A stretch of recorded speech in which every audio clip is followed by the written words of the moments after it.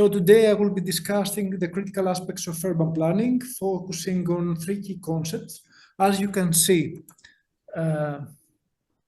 in the title, the first one is mobility planning, that is planning type that is widespread nowadays, not only in Greece, but also in other countries across Europe. Second is participatory planning that came in the fore approximately 50 to 60 years ago and remains accepted method till now. And finally, another one type of planning is evidence-based planning that has to do with the nature of planning process. These approaches not only shape how our cities grow, but also how they can better serve communities in the future. We should underline from the beginning that we do not perceive them as separate perceptions, but we believe that they should be applied in a combined way in order for planning result to be optimized. That means that through such integrated approaches, we aim to foster cities that are inclusive, people-centric, and climate resilient. Before starting the presentation, at this slide, I would like to mention some general information about planning methodologies in order to connect this presentation to the previous one that Ilaria made. Ilaria explained the differences among traditional, strategic, and integrated planning approaches in detail. I'm going to focus only in two methodologies, two quite well-known methods that are comprehensive rational planning and strategic planning. Comprehensive rational planning identifies the city as a simple system where all elements must be examined all together. This method views the city holistically and ensures that each aspect of urban life, like transportation, housing, and public spaces, is separated as a part of a cohesive unit. This approach is essential because it prevents fragmented perception of parallel planning method, where one part of a city is developed without regard to its impact on other areas. However, implementing this methodology is not really easy, as a large number of data are necessary to be collected and analyzed. But even in case that planners have access to such information, like the first presentation about the UK, it is likely to go untapped. Moreover, decisions came in the fore without meaningful public participation, and this is quite important nowadays, that cooperation is considered the main key objective to address modern challenges. Taking the above into consideration, strategic planning, on the other hand, as you can see below, seems to be a more dynamic methodology. It blends the broader vision of urban planning with practical step-by-step goals. This method is quite close to the concept of evidence-based planning, which is an approach that has gained prominence in recent years. This method relies on data to guide decisions, making planning process more objective and forward-looking. Evidence-based planning is particularly useful in tackling the root causes of urban problems rather than just addressing the symptoms, as you probably realize. Now, the transitions in terms of planning methods we presented above is also explained if someone have a look in the philosophy besides urban planning and the way it is applied. Sir Peter Hall, who was a professor of urban planning at UCL UK, wrote something really condensed and comprehensive. According to his point of view, that you can see in this quotation, planning practice changed a lot between 1950s and today. In the 1950s, planning seemed to be more like emphasis shifted to traffic patterns and data analysis. To do that, modeling and mathematics were applied. After the 1970s, planners began engaging directly with communities to address their concerns. This evolution reflects a broader trend toward making planning more inclusive and responsive to the needs of city residents. At the same time, effective tools and methods proposed in the past have not been ostracized, but they are combined in order for planning to be more comprehensive and scientific objectives. That means that nowadays planning application is quite close to evidence-based planning.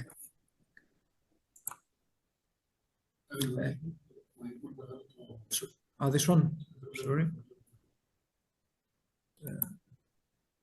Okay. To go deeper to what evidence-based planning is, we will try to have a look between planning research and planning practice, as research gives us evidences while practice consists of the way to solve our daily problem across cities. As you can see in this slide, I have located research at a distance from practice because it seems that there is a gap between them, although they're common grounds. This gap is a long-standing challenge that hinders effective decision-making. On the one hand, planning researchers typically focus on identifying issues, building theories, and accumulating knowledge. Their work is often highly formalized and theoretical, making it difficult to apply in real-world context. The findings of academic research can fail to infiltrate day-to-day planning decisions, either due to political pressures or because the research is too specific to a particular time or scale. On the other hand, planning practitioners are more focused on solving specific and immediate problems.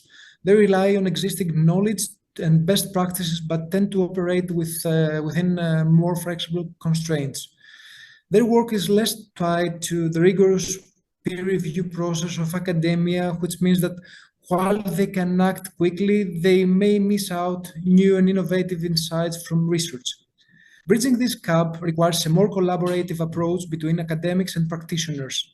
Researchers need to perform more action-oriented research, grounding their work in real environments to better understand the practical challenges faced by planners. This will allow them to produce insights that are more applicable day-to-day in urban planning. At the same time, practitioners should make an effort to engage with current research.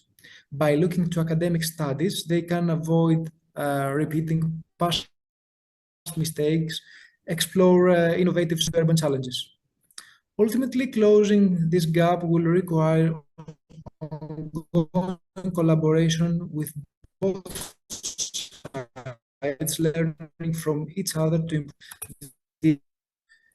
Taking that into consideration, let's have an initial look to the concept of evidence-based planning, or as you can see, I used the acronym EBP. It came in the fore in the field of medicine, as Ilaria told you before, and has since spread to many professional disciplines, including urban planning as well. At its core, EBP emphasizes the importance of using the best available evidence to inform professional judgment, and this approach ensures that decisions are made based on solid, objective data rather than assumption or outdated practices. In urban planning, this shift towards evidence-based practices has transformed how cities are designed or maybe managed and improved, as you can see in the diagram presented on your right-hand side. According to that, EVP is a part of planning practice as a whole that is based on data derived through research. At this point, it should be noticed that EVP plays a critical role in the early stages of planning process. By using insights derived from urban data, planners can make informed decisions that enhance both the efficiency and effectiveness of their plans. For example, data on population growth or traffic patterns, or even environmental risks can help planners to identify potential challenges before they become major problems for the cities. In that way, EBP has the ability to mitigate development threats and the risks. Also, the correlation between research and practice, not only during the implementation of planning studies, but also in the post-implementation period. In a wider sense, each planning study or even project may be a different research from which there is a possibility to gain knowledge and innovation. This knowledge needs to be assessed and be given to local communities in order to be informed and good equipped to engage with planning processes, providing valuable insights and feedback. This is really important as new evidence emerges. Policies and plans should be updated accordingly, allowing for a flexible and adaptive approach to urban planning and development. At the same time, planners also need to ensure that information it comes from active integration into their standard tasks. In order for EBP to be applied, it is crucial for research and databases to be available. Urban planning data is not always equally available across all subtopics, leaving gaps in certain thematic areas. Another issue is applicability. Research is often conducted in specific environments, and that works in a city may not necessarily be applicable in another city. Finally, there are concerns about the strength, the size, and the specificity of findings, which can affect how confidently they can be applied to planning decisions. Those limitations that limit a bit the application of EBP are parameters that upgrade community engagement in planning because it is useful to gain knowledge through local groups, especially in cases where official data are unavailable. On this ground, this subsection is dedicated in urban and in public engagement in planning procedure. Public engagement was considered crucial in planning since the 1970s, as it was said before, by mentioning the words of Peter Hall. The reason why we believe so much to people participation is not just to make planning because it promotes participatory democracy, that it is necessary to understand individual live worlds that are usually overlooked in the general social environment, that it is governed by abstract systems such as competitive markets and hierarchical bureaucracies. However, even in case decision makers agree to promote public engagement, the degree to which this will be made is not always the same. In some cases, people participation is quite effective, while in other cases seems to be exploitative. Arnstein has developed a participation scale identifying 8 levels of citizen participation, ranging from manipulation to full citizen control. The goal of effective participatory planning is to move towards higher levels of engagement where citizens have real power in taking decisions. Although we have underlined the necessity of public engagement in urban planning, we have not quoted the exact benefit of its application. The reason why I think that it is really important for you to know such an information is that only in that way may your positive opinion about citizen participation to be strengthened. As you can see on the framework on your left-hand side, there are 5 bullet points that have to do with transparency, quality of decisions that characterizes decisions that have been taken under social control, sense of responsibility, and enhanced sense of community. All these 5 points are urge communities in developing participatory democracy, which is the sixth benefit that is located outside of this framework. Concerning the way in which public engagement can be implemented, there is not just one recipe of success. Plenty of methods can be found in the literature, some of which are presented on your right-hand side. These are well-known techniques that will be briefly presented right now. The first technique in which we will focus is participatory planning that emerged as a response to the centralized and rationalistic approaches that once dominated early in urban planning. It seeks to involve the public more directly in shaping the environments using a variety of methods and tools to facilitate participation. The key idea is that everyone should have a voice in the planning process, ensuring diverse perspectives that are included. That's the meaning of the circular diagram in which citizens may be part of the process on your left-hand side. In recent years, participatory planning has gained popularity, utilizing digital tools such as online questionnaires, surveys, and polls.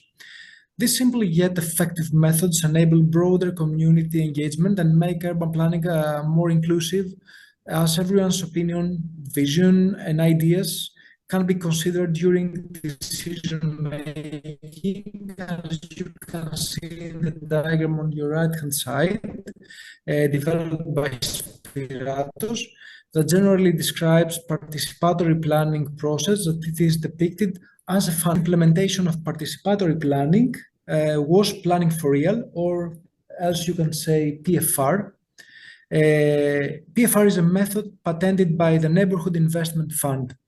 Its aim was to involve locals in decision-making to address issues in the built environment. In this process, pictures of their area and added suggestions for community development using cards, which include specific proposals or blank ones for personal ideas. These proposals are then prioritized and an action plan is developed for decision makers. A notable application of PFR is the 1998 slave war case study in West Yorkshire, where PFR successfully empowered the local community to shape their neighborhood's future. It should be noticed that in this case, pupils, they participate in this process by preparing the 3D model that you can see in the pictures in decision-making process. Another type of public engagement is in planning process is collaborative planning that involve multiple stakeholders coming together to deliberate on common concerns, using consensus building and public participation methods to make policy decisions. As you can see on the diagram presented on your right-hand side, that depicts the collaborative process in Montgomeryshire, UK. 12 stakeholders were the collaborators.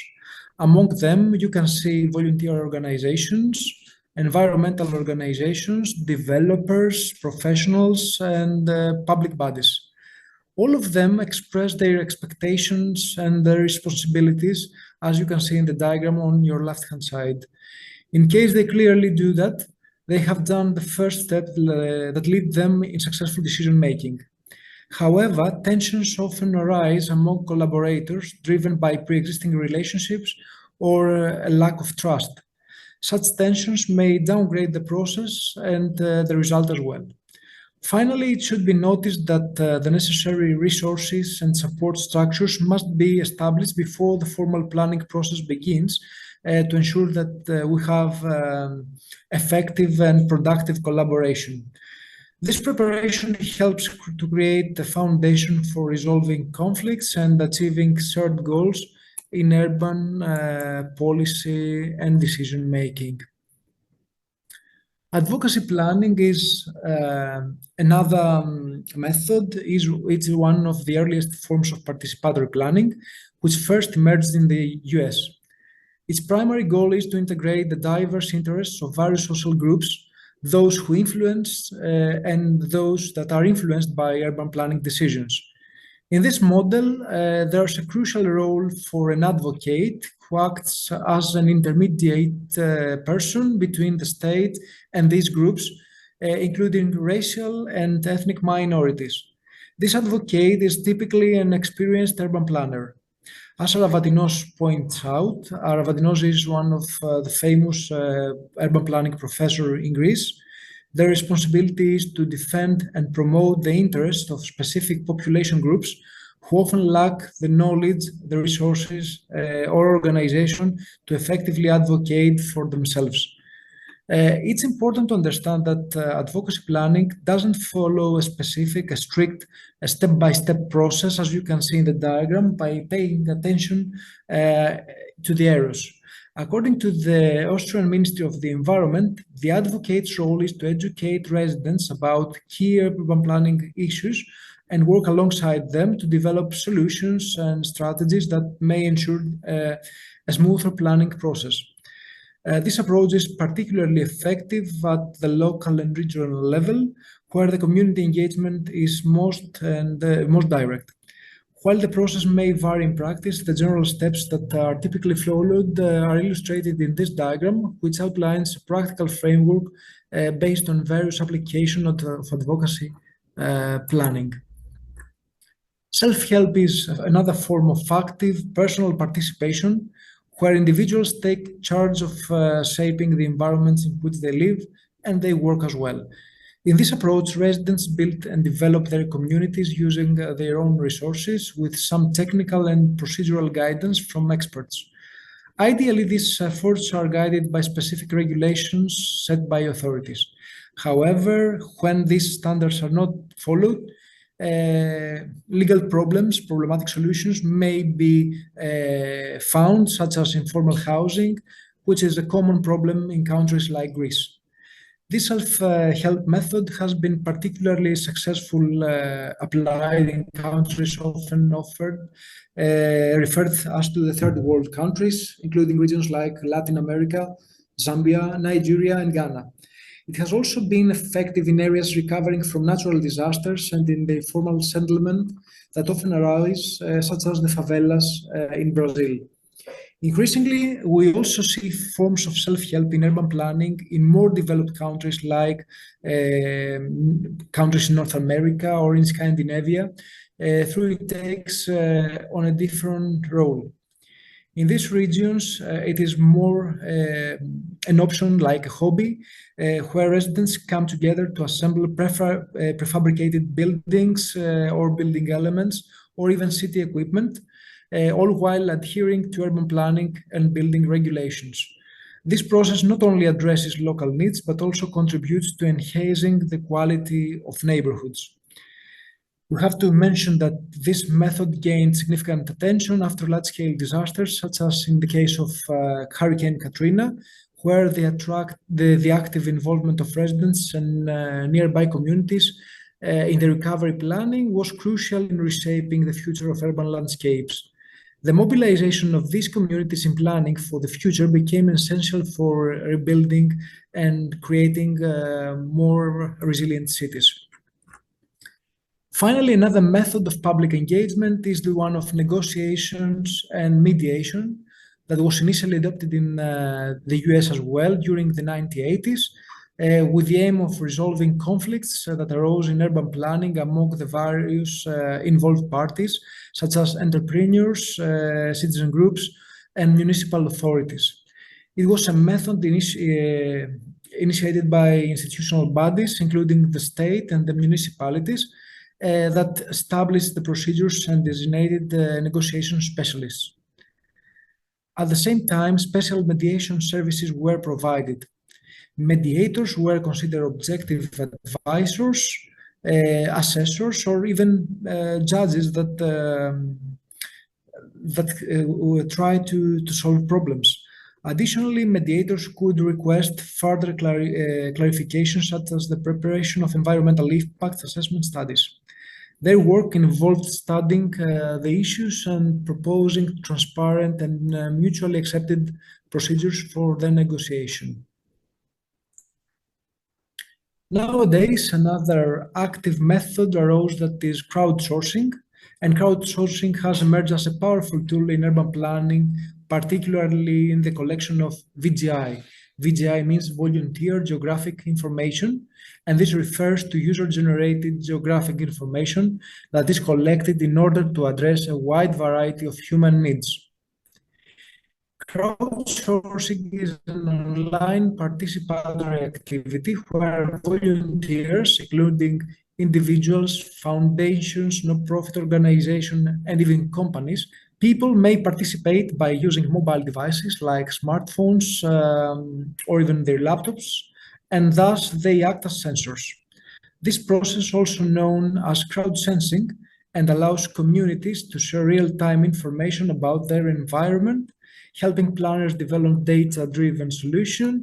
And at this point, we would say that crowdsourcing and crowd sensing has a connection to a new term called neogeography. Neogeography is the use of modern tools and technology like GPS, for example, or even online mapping by non-experts to create, share, and interact with geographic informations. Let's go back to crowdsourcing, and please have on your minds that it can play a crucial role in evidence-based planning, offering a deeper understanding of local needs and conditions. At this point, we should underline that It is also a low-cost solution for monitoring parameters that are necessary in planning, environmental and land management, as well as fit-for-purpose solution in land administration. One notable example in which crowdsourcing has been applied is the informal settlement mapping initiative in Nairobi, Kenya. Nairobi, as you may know, is a home to large informal settlements where formal data collection is often insufficient. Through crowdsourcing, residents actively participate in mapping their neighborhoods. They had the chance to provide valuable data on infrastructure, population density, and local resources. Another interesting example is about the web platform that Professor Yorgos Fotis developed in the beginning of COVID-19 pandemic. Through an online georeferenced questionnaire, a map presented the areas in which contamination by the virus was more widespread, was derived on a daily basis. Another application of crowdsourcing was implemented 3 years ago when me and my colleagues from the NTUA conducted a research aimed in developing a methodology for managing coastal zone in the wider Athens metropolitan area in Greece. To gain that goal, it was necessary human activities such as open public spaces, for example, or even parking lots, hotels, bars, restaurants, transportation infrastructure, municipality buildings, etc. As you can see in the table presented on this slide, all the necessary information to be collected are summarized on the upper side of the slide. All this information was collected by volunteers who participated in a workshop that took place in the NTUA campus. The outcome of this activity was these maps that you can see in the slide. As you may see, there is a big volume of detailed information, even for the umbrellas located in the beach, for example. After we have presented participatory and evidence-based planning as types, we will try to talk about a combined approach in which we will add the third pillar, that is sustainable mobility planning, that is really hot nowadays. In the beginning, let's see why public engagement is important in sustainable mobility planning. Public engagement is a key element in the x-axis of urban planning, especially in the development of sustainable urban mobility plans, or we can use the acronym SUMPs. A high level of public involvement is needed at various stages of the process to ensure both public support of the plan. When citizens are actively engaged, they feel more connected to the decisions being made, which strengthens both plan's effectiveness as well as its legitimacy. Taking that into consideration, the European Commission has recognized the importance of public participation and has established specific guidelines for its integration in the SUMP process. As you can see in this picture, in which all the necessary steps in order for a SUMP to be conducted are presented, people participation is proposed at 4 stages at least.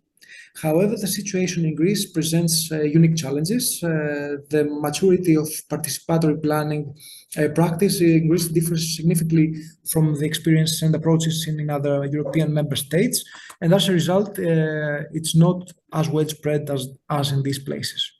To promote meaningful public participation in the Greek context, a combination of traditional and innovative techniques must be used. We think that it's necessary to do that. This might involve a town hall meeting, e-planning platforms. By adopting a flexible, multi-method approach, Greek cities can foster deeper engagement with residents, ensuring that urban mobility strategies reflect the real needs and preferences of the community, while also aligning with broader European objectives. On your right-hand side, you can see a mixed methodology applied in the case of Rethymno. It is this one diagram, where conventional and innovative techniques have been applied. In this slide, you can also see some web pages developed for participatory planning in the context of sustainable mobility planning in many cities. On the one hand, you can see applications for cities abroad, like Paris, for example, and on the other hand, you can see web pages developed for municipalities in Greece. You can see in the middle the web page developed for the municipality of Rethymno in Crete. It should be mentioned that public engagement is not specially limited for people living in the city, but it is extended to everyone who move in the city on a daily basis. As you can see in the map presented on your left-hand side, people living in villages far away from Heraklion in Crete tend to move on the city at a regular basis, and as a result, questionnaires and surveys was also part of for them. They could answer these questionnaires. A more active perception of participatory planning was implemented in case of Kalithea in Athens, Greece. More specifically, when a research project about mobility in Kalithea was conducted, it was crucial for us to collect data on noise and air quality. To gain that goal, free applications available for smartphones were used. In case of noise data recording, the sound meter app was used, while in case of air quality data recording, the free Hacker application was used. In this slide, you can see the way in which we worked on collecting noise data. As you can see in the pictures, the municipality of Kalithea was separated in a grid, and volunteers were asked to collect noise data when they pass close to the central points of the grid. In that way, the collection process allowed a degree of flexibility for the volunteers to focus on frequently visited areas, such as their neighborhood and their working areas. In their recordings for noise data, for example, they were also asked to post data to the applications, such to applications like OpenStreetMap or Google My Maps, so that data would be available at all times for everyone who is interested to do that, to see them. These data were later analyzed by the study group, and maps were developed showing the levels of noise in the study areas. At the end of the recording process, volunteers completed a questionnaire concerning their participation in the collection of the information. And a large proportion of the volunteers said that, okay, we're interested in taking part again in similar action, and we would like to encourage our friends and families to participate in such surveys or actions. Almost all the volunteers assessed the process as easy to achieve, and the part rated as the most difficult was the learning process about the digitization of data with the help of various applications. However, volunteers managed to learn the overall process as part of training session, since most of them were smartphone users or PC users, as you can realize. Another case in which crowdsourced data were applied is this one. This research aimed to formulate a planning proposal for cycling paths in the Athenian center in Greece. The plan aimed to expand and densify the limited metropolitan cycling network, and thus it will be a motive for many Athenians to take part in this research and to use their bikes as their primary mode of commuting within the city. In the context of this research, the role of VGI is simplifying and speeding up the planning process that was examined. In particular, the main query was related to the accuracy of crowdsourced data and the degree they could contribute to the implementation of such studies and the reduction of cost. For that reason, a two-pronged research was carried out by utilizing data from a Strava application. Is an app where everyone who uses his or her bike can leave the route that he or she followed. And also information gathered by a questionnaire survey. The outcomes from this study demonstrated the contribution of crowdsourcing as a tool for analyzing people's behavior, as well as their choices. Thus, it is suggested that such data can be used in order for sustainable urban mobility planning to be implemented in general. However, it is underlined to develop a multidimensional database that allows specific conclusions that they will lead to a successful plan. All the above mentioned topics are summarized at this diagram that you can see in here. You can see that participatory techniques can be used not only for gaining consensus or for inspirational reasons, but also for getting access in quite useful information that allows planners to promote evidence-based planning approach. Participatory techniques are presented with purple color, while the core of the diagram presents the general structure of planning process. A thorough, detailed, or maybe a more analytical approach about planning process structure is mentioned by Ravatinos. You can see, in case you want to check the book, who tries to explain the philosophy besides that, as well as the roots of planning process. Finally, some conclusions. I'll try to make a brief review for everything that we've said. Evidence-based planning is an approach that emphasizing using data and objective information to guide urban development. More important, it does not conflict with traditional forms of or strategic or rational planning. In fact, it complements these methods by adding a systematic layer of analysis where outcomes drive future policy decisions. This ensures that plans are not just based on the theory or maybe on high-level strategy, but on measurable results and facts. By integrating evidence, planners can make informed decisions and that are likely to achieve long-term success. One of the greatest strengths of evidence-based planning is that it can be further enhanced through community engagement. By incorporating the views and experiences of people, urban planners can interactively assess what works in practice and what doesn't. This interactive perception allows local voices to influence the process, ensuring that the data collected is relevant and that the plans developed truly meet the needs of the people.